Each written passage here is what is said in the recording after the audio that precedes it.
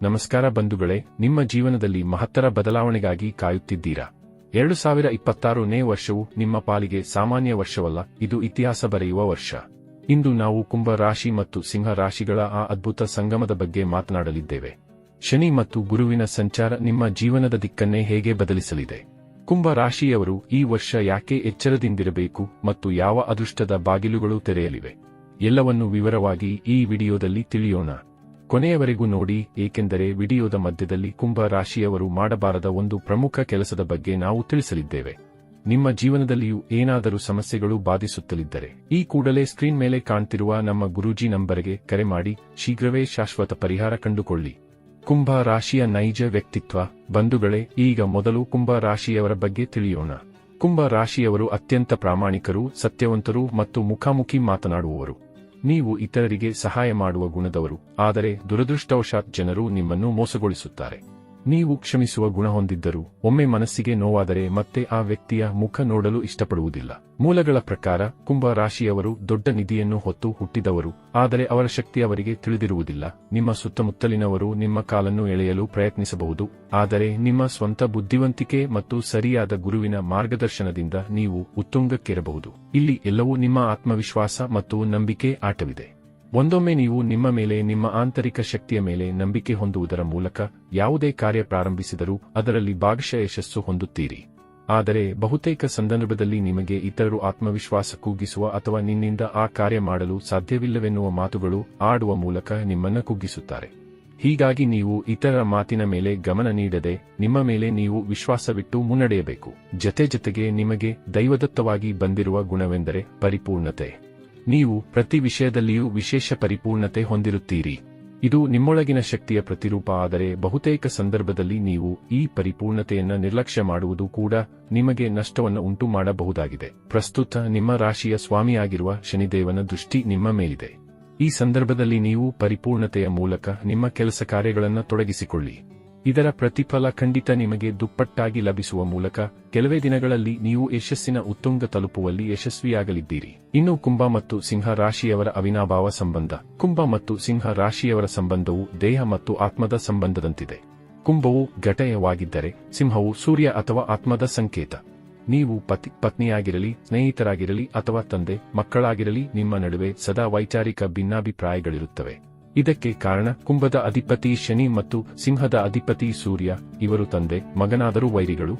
ಆದರೆ ಈ ಎರಡು ರಾಶಿಗಳು ಪರಸ್ಪರ ಪೂರಕವಾಗಿ ನಡೆದರೆ ಜೀವನದಲ್ಲಿ ಅದ್ಭುತಗಳನ್ನು ಸಾಧಿಸಬಹುದು.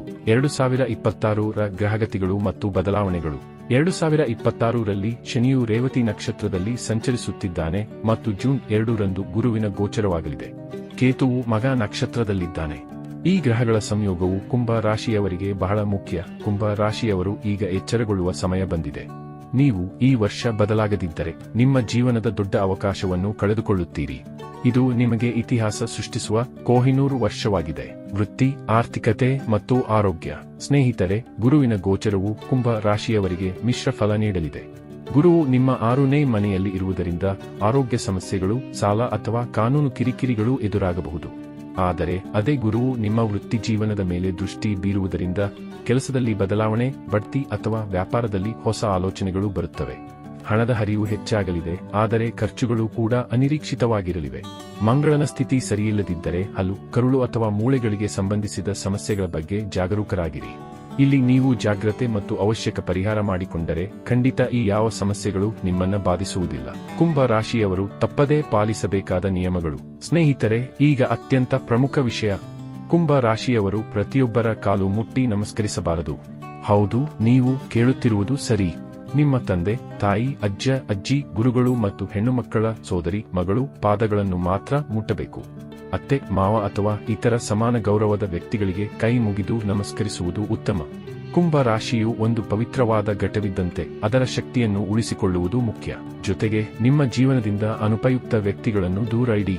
ನಿಮ್ಮ ಗುರಿಯನ್ನು ತಲುಪಲು ಅಡ್ಡಿಯಾಗುವವರನ್ನು ತ್ಯಜಿಸಲು ಹಿಂಜರಿಯಬೇಡಿ. ಸ್ನೇಹಿತರೆ, ಕೊನೆಯದಾಗಿ ಹೇಳುವುದಾದರೆ 2026 ಕುಂಭ ರಾಶಿಯವರಿಗೆ ಮೈಲಿಗಲ್ಲು.